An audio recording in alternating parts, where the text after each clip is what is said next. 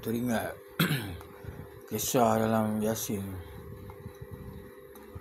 Jadi Nabi ni dah datang. Masa tu rasul-rasul ni, Nabi ni banyak. Rasul 25 orang.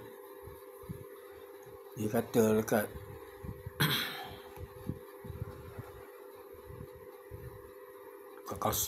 kira kawasan bandar lah. Dia kata dia space, ikutilah itu kata-kata apa rasul tu. Mereka datang membawa kata-kata yang benar, firman Allah apa semua. Orang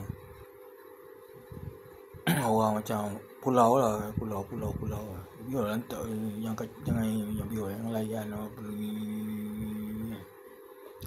Lepas tu datang berlari-lari daripada hujung kampung. Ikutilah mereka berkata benar. Ni betul. Orang ni kata, kamu diam lah. Kalau kamu tak nak diam, kita orang kejam. Dia cakap juga tak tahu. Kali orang kejam. Orang kawasan tu kejam ni. Kejam mati. Dia mati. Ayat pertama dia cakap, kenapalah dia orang tak percaya. Pasal lepas dia mati lah, Allah letak ni tempat yang hebat. Dah betul kan? Dia boleh cakap kenapalah dia pun tak nak percaya tempat baru. Maksudnya kenapalah tak nak percaya. Aku bukan cakap benda tipu. Ni ada tempat dia. Dia orang tak nak. Benda ni bukan benda baru, dah lama lah, dari dulu lagi. Yang mereka ni cerita nak tunggu Mahdi lah, nak tunggu itu. Mahdi ni kalau keluar je mati. Dia pun bunuh lah, dah siap bunuh lah. Berapa kali lah.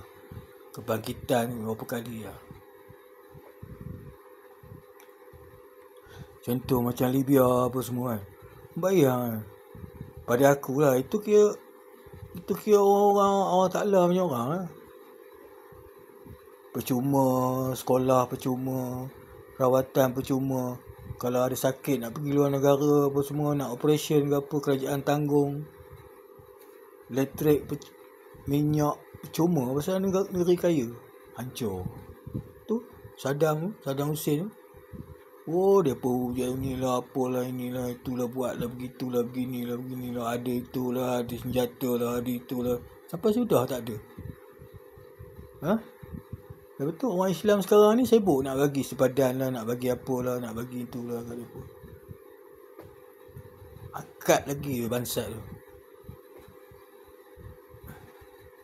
Aku tak cakap dia orang bansat kat akhirat lagi. Kalau kat dunia tak sedar lagi, korang kat akhirat bansat lah. Contoh, ini paling rare aku nak cakap. Kalau aku kerja polis, bos aku cakap dunia gelap lah, tangan gaib lah, aku berhenti jual burger.